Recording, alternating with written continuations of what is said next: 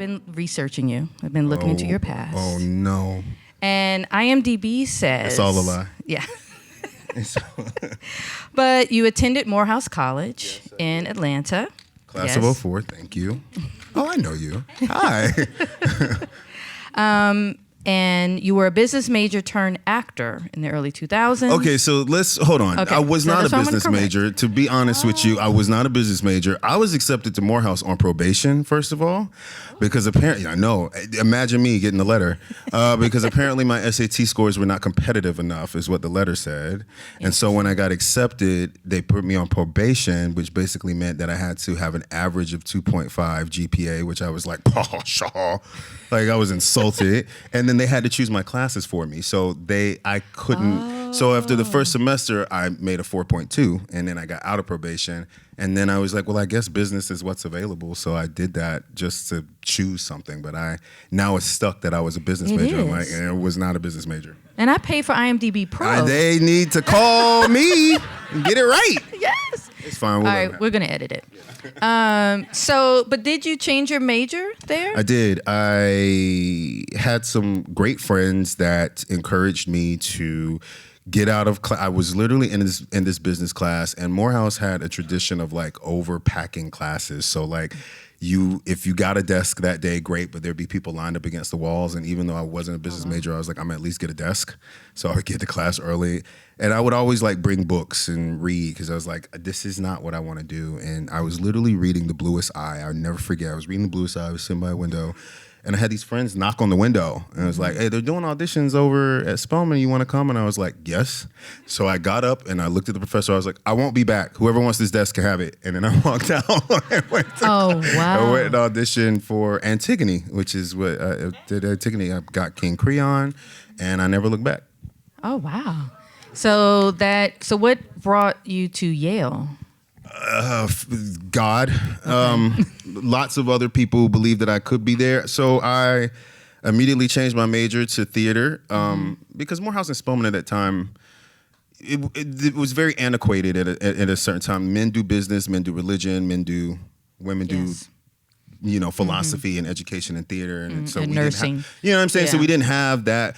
But I, of course, was like, I really was drawn to theater. Like, I really loved the people that I was there with. I loved the professors. The curriculum was very extensive and fun. And like, I just remember thinking, I was like, my first class was 8 o'clock in the morning. And as a 19-year-old, 8 o'clock in the morning, a kryptonite. So, but I knew that I could get up every day and do these classes. And so I went there, created an amazing support system, and I just stayed in this department and did all these plays, from Anna Devere Smith's Twilight Los Angeles to Tartuffe we did everything, and I loved it. Like, I loved every bit of it, but it wasn't anything that I thought was gonna like go anywhere. I was doing it because it was my major and I loved it, but I didn't think I would have a profession in it, until a mentor of mine slapped me in the face when I told him what I was doing after college, which wasn't acting, and he was very upset. He slapped me and was like, well, you're going to audition for these schools. And so they were called mafia schools, which I was like, well, this is ominous. But it was like Yale, NYU, Juilliard, and so I laughed in his face when he said Yale, because I was like, if they see my GPA, he's like, it's not about that. It's about you going and showing them your talent and becoming part of this thing. So I auditioned for it, which was a crazy audition. Like, my story is so ridiculous because tell it. I was 21. I smoked a lot of weed, and I just was like, okay, and so I auditioned in Chicago in the middle of the winter. The middle of the winter in Chicago. I didn't bring the right coat. I didn't bring the right boots. I didn't have a headshot. I didn't. Oh, wow. So I went to this Kinko's across the street and took this picture that I had. I was like, can you make about 40 copies of this? Stapled it to a resume. And then I went and I sat in this hallway. There's different appointments for each hour. There's usually like 50 to 100 people auditioning. And out of all those people, maybe somebody gets a call back. Maybe they don't. At the end of the day, for my slot, there were only 4 people that got called back for the entire day. There were hundreds of others on 4 people, and those 4 people were black men. So it was the 4 of us. And then I didn't know that we had to have a song. So like, you're sitting in this callback. It's like 10 o'clock at night. And I remember we had all befriended each other, and this guy went in, and I heard him through the door, Old Man River coming out of there. And I was like, is he singing Old Man River for his audition? Well, I gotta top that. It don't get no better than that. So I was like, well, I'm gonna go in, and I sang Look at Me, I'm Sandra Dee from Grease. I was like, good luck. I was like, you know. And we made a bet. Like, we made a bet. Whoever did the most outrageous song won the kitty, and I won the kitty. So it was like, I did. So it was, but it was that kind of camaraderie, that kind of like freedom that I've tried to hold on to my entire career, because I think you have to be kind of fearless to do.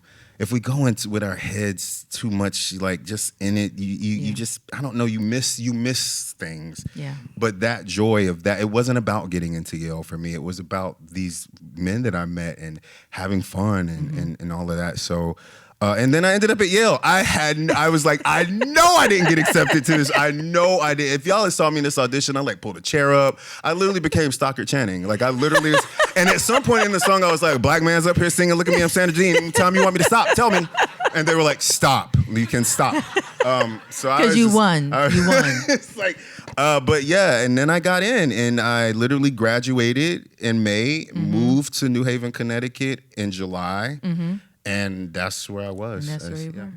Until you became a Emmy-nominated star of Atlanta, a Oscar-nominated star of Causeway, and then a Tony-nominated actor for Lobby Hero. Yeah.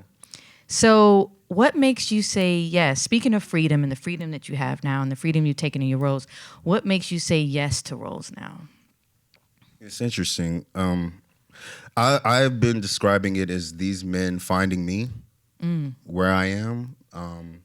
Because I laugh about Atlanta a lot, because like I thought I was being punked when I got the script of Atlanta. I'll never forget that I got the pilot of Atlanta.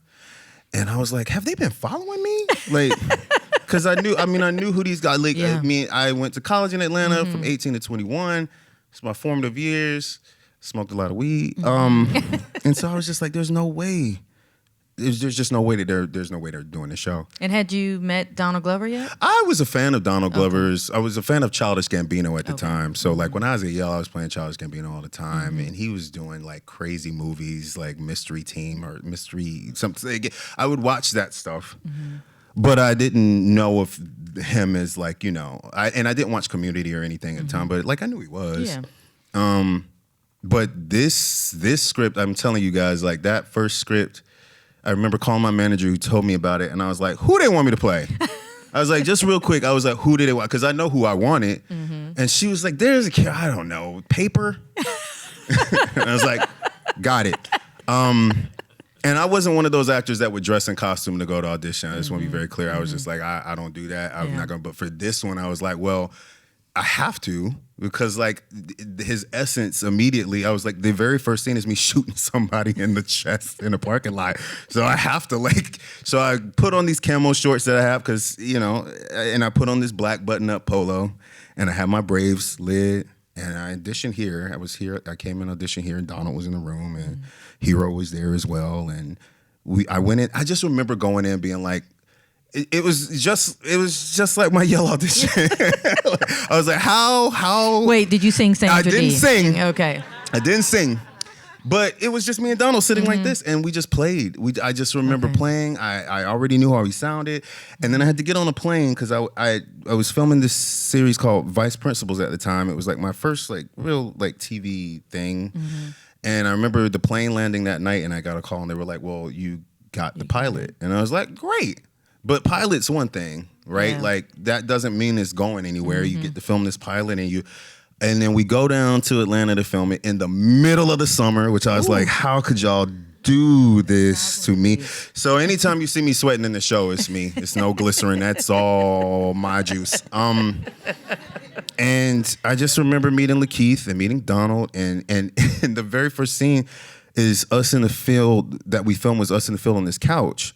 And the whole time I'm sitting there on this couch, I was like, y'all, I used to buy weed right over there. Like, should we go see if he's like, I was like, this is where I used to.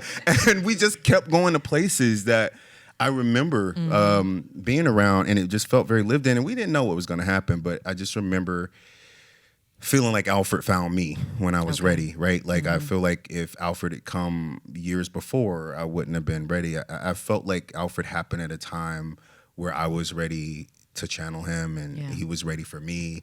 Honestly, I know it sounds crunchy granola as hell, but it's true. Like, and I feel like a lot of that has happened with most of these characters, including Ray.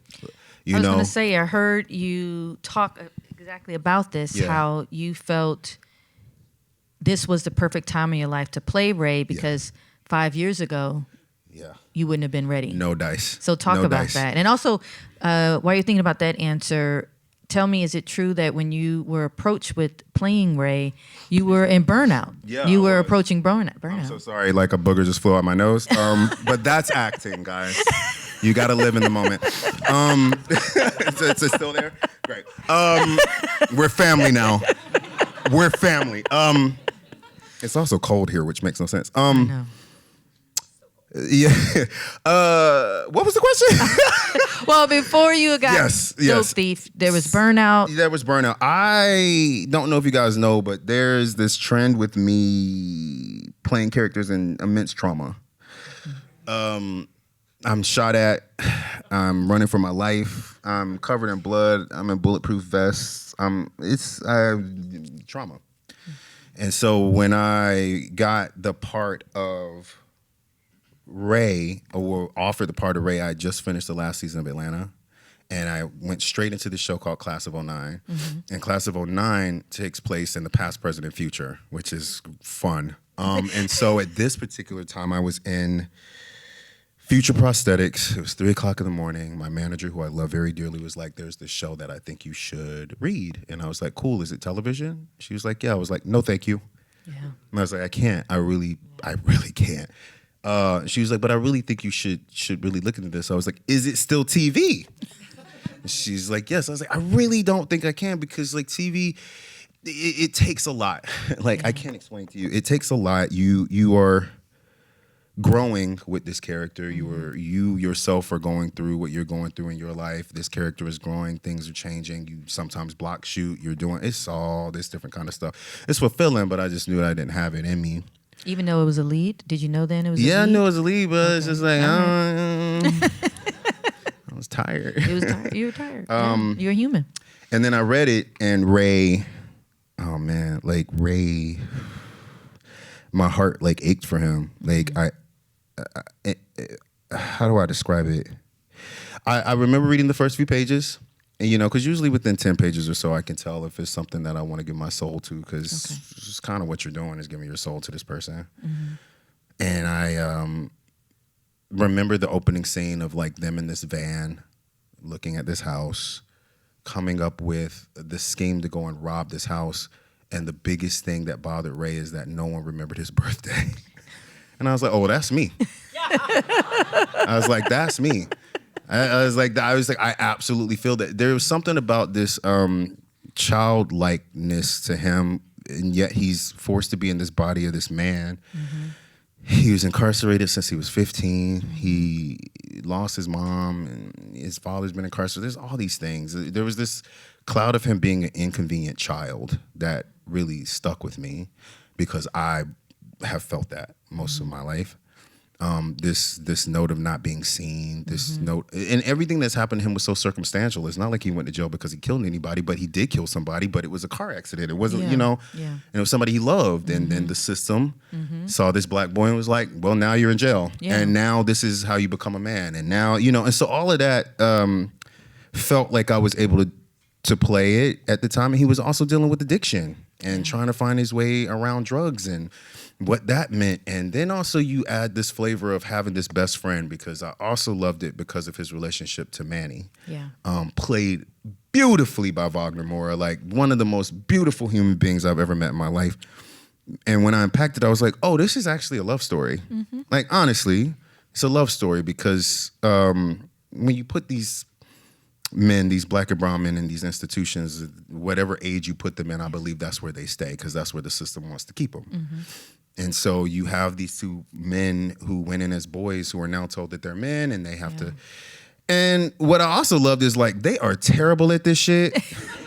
I was like, they are so bad at this. Yes. I remember looking at Wagner. I was like, why didn't we just get a job at Chipotle? Like, why did we decide to go and print out DEA jackets and hats, like, instead of doing a application? And I was Bad like, choices. but also I was like, we can't judge them. I was like, that is also my job, to never judge these men, to also never, ever, ever have prejudice against them, because these are their circumstances and this is where they're from. So I hope I answered the question. No, you did. I hope I got there. No, you did, because I'm trying to think how to get to the next one, because like that, there, I don't know if it's in this scene, in this episode, but in I think maybe the third episode, Manny says, we were only supposed to be robbing candy from babies. And now we have done something horribly wrong. Not giving too much away, it gets really messy, y'all. They make some really bad mistakes. And it stays messy for the entire season. It stays that way. But a lot of, when you read about the reviews of the show, no one's really calling you guys criminals. Thank God. Yeah, like NPR is calling you an anti-hero. Yeah, that's what I've been saying. I was like, they feel very anti-hero to me. Because it's, like, I like playing characters that you aren't supposed to like. Yeah.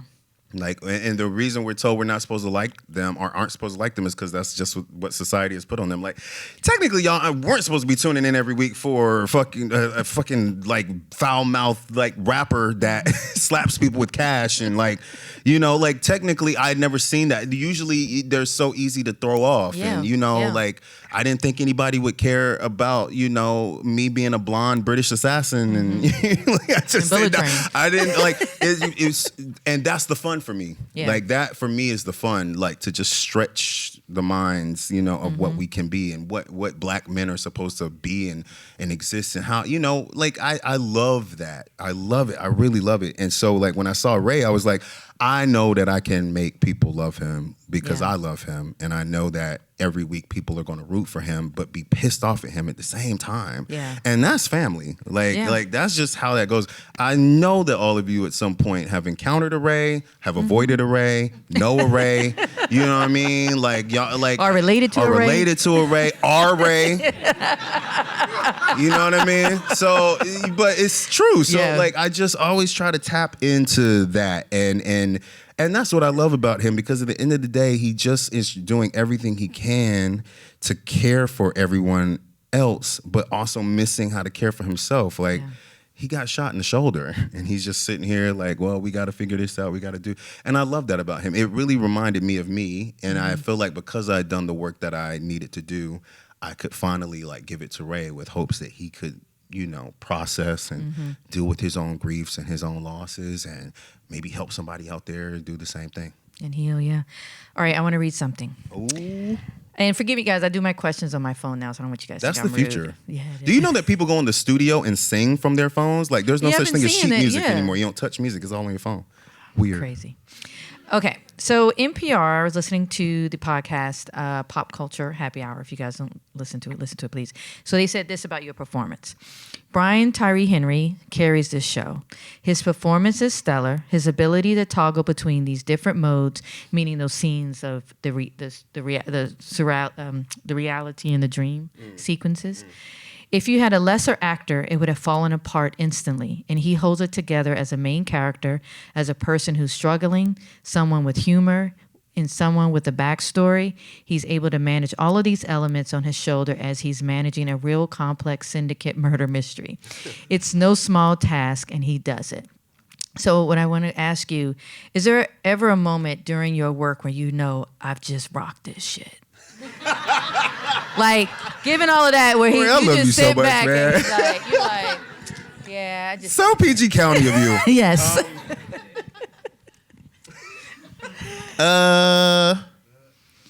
Yeah. Okay. Yeah. It's so interesting because, like, you do these things, like, everyone wants to be rewarded for good work, right? Like, everybody wants to be recognized for good work, and I've always been laughing. I was like, I'm never gonna get a trophy. I don't need a trophy for this stuff. Like, it's not what I'm seeking. It's not what I want. I mean, like, because what I care about is what my peers feel. The people who know what it's like to have to print out size but ain't got money for toner. You know what I mean? For, you know. Can I tell you my toner ran out last night? I can't even. It should be free for us. You know what I'm saying? And not only that, I got to decide between this money for the toner and my Metro card. So like. Yeah. And this is when we went in for auditions. I don't even know if we go in for auditions anymore. So now, you know what I mean? It's tape time, right? So now what if my internet, like, I'm like, listen, man, like I do it for that version of me, right? Like that I'm always remembering. On that same show, I was telling her about when I first moved to New York after grad school. I was very fortunate enough to do Shakespeare in the Park. But Shakespeare in the Park is $300 a week. And I was fulfilled. I was like, you can't tell me shit. I'm up here fighting Oscar Isaac at the time. We're these newbies. We're in water. It was the most homoerotic fight of the summer. It was great. And it was $300 a week. And for some reason, my mother at the time was like, I will find a place for you in New York. Knowing good and goddamn well she ain't never been to New York. I was like, she don't know a borough from her elbow. I don't know. And so she finds this place for me in Sheepshead Bay, Brooklyn. Oh, wow. Sheepshead What Bay. a commute. Hold on. Sheepshead Bay, Brooklyn, ladies and gentlemen. If y'all in here, I know y'all know where it's at. It is 1 stop or 2 stops away from Coney Island. Yeah. I was doing a play at the Public Theater. So every night, 6 days a week, I would have to commute from the Public, Astor Place, all the way to Sheepshead Bay. And that show I was making $600 a week. So I was on EBT. I was like, well, if we gonna eat, it's food stamp time. And I remember my mother taking me to the food stamp office in Brooklyn, sitting me down and was like, yeah, he went to Yale. I will never forget it. And the woman behind the desk was like, is that true? I was like, yeah, I graduated last year. She was like, approved. God bless And him. I would take the CBT card. I would go to Western Beef every Monday. Yes. I would make my bologna and cheese sandwiches. I would pack this sandwich. Where I live in Sheepshead Bay, Brooklyn, the bus didn't always run, so it was a 20 to 25 minute walk to the train. No dollar vans? No. No. And I could see the Wonder Wheel from my house. Okay. I would walk every day. This is when they had iPod shuffles. Remember, it was just a little thing you clip and you couldn't see what you was like. Oh, man. I was living the dream. I also had like a 28-inch waist, so, you know. And I would get on this train. If it was the weekends, the B wasn't running, so it was the Q local. Yeah. That's when I discovered the avenues literally go from A through Z. Yeah. There is no Avenue Q, which I was like, oh, that's where. But I did it every night, and when I tell you, I loved every minute of it. No, I really loved every minute of it because I was like, this ain't gonna be always. Yeah. You're doing what you love. You need to get some really good shoes, and you need to keep marching, man. And like, and once I got to the theater, I didn't even, you know, but I will never forget that, and so. When I do have those moments to circle back of did I kill that, like it's not what you see, it's what got me there that I'm like, no, I fucking killed that. Yeah. Like at the end of the day, I know that how I got there, the why of how I got there, that's what I feel like I killed. So when I get to capture the stuff on screen, it's fun, you know, it's cool, but I just always remember the things that got me there. Like I literally lived in the city for almost 12 to 13 years and only had to pay my rent and living through acting. Like I was very fortunate, like very fortunate. I know exactly what, you know, and if I did get a restaurant job, I only lasted 2 weeks because they were like, you are terrible at this. Like you are terrible at it. And so that would put a fire under me. And I was like, well, let me go and get this out. Let me get this toner and figure out like how to figure out these sides. Figure out all these sides, man. Yeah. There was one, I will never forget, there was one audition because like once self-taping started coming in, I didn't have the backdrop, so I would take the sheet off my bed, and I had this one black sheet that I had accidentally over-bleached, and so in some of my auditions, you see these stains on the back of... God. I booked 2 of those. I need to apologize and send gift baskets to those cast people. Like, I'm really sorry that you had to look at that. But that was, you know, the fearlessness. The fearlessness, like that kind of thing. So I'm learning by sitting up here and being in front of you all. I'm learning how to be more like, oh no, you killed that, you know, like more. But it's everything that led to that reminds me of all that. Right. Yeah. Really quickly, one more question, because you're an executive producer of Dope. Yeah. What I know, right? Thank you. What was really important for you to step into that part? Because this is your first time behind the camera. Yeah, but I also feel like I've been executive producing most of the stuff I've been a part of. You know, I just wasn't credited that way. Like I'm nosy. When it comes to acting, I want to know how the sausage is made. I was like that in grad school. Like if you ask any of my peers, I was in everybody's department, like all the time. Yeah. I would be in the costume department, laying on the floor, eating their snacks. Like, how you make that? You know, I'd be wandering in the TD&P department, like, how you build that? You know, I'd be in the writer's room being like, so what y'all writing? Like, I was like, because I was like, when am I going to be at Yale again? When am I? Yeah. So let me see how y'all do all this stuff. And also, because I come from the land of theater is only possible through collaboration. Like at the end of the day, like somebody has to lift that curtain, somebody's handing off props, somebody's cueing the lights, somebody's doing. So no one person is bigger than the show. I truly live in that place. And so when I got this opportunity to translate it into film, I wanted that essence to be on set. Because I wanted to be the bridge, right? Like not only am I starring in it, like not only am I number one, but there's also this phrase that I've heard called it starts from the top, right? And I've been on sets where, man, I was like, if I could commit arson in this bitch right now, I will burn it to the ground because, like, I was like, I'm not number one. I'm not, you know, like, and I just didn't want that for this because what we were asking people to do in this show, I mean, like, you have to bear your soul in this show. Yeah. You are running for your life. You are going through all this immense pain and struggle. So I always wanted to be the bridge. And so what that meant for me as an EP is, okay, as an actor, I get to bridge the fellow actors with the producers, or I get to bridge the producers with the community we're shooting in. Because let me tell you something, Philly want to know why you there. Philly's like, what y'all filming out here? A movie? What y'all filming? Can I be in a movie? No, you can't be in a movie. There was this one instance that I'm like, there's an episode where I'm running through these alleys, jumping over fences, doing all kinds of stuff. And this woman just comes out. There's nothing better than a black woman in a duster that just comes out and is just like, what y'all doing out here? And I was like, I'm sorry, ma'am, we're filming this movie. We may be loud. She was like, y'all want some Girl Scout cookies? I was like, well, how will you tell me if we want girl? I was like, how about this? In between takes, set up out here. And I guarantee you, after every take, I will send the crew down here and you're going to make some money. Worst idea of my life, because after every take, I'm looking at them like I'm looking at y'all, and everybody's just eating boxes of cookies, and I'm like, yo, but like, this is her hood, this is her neighborhood, you know what I mean? Yeah.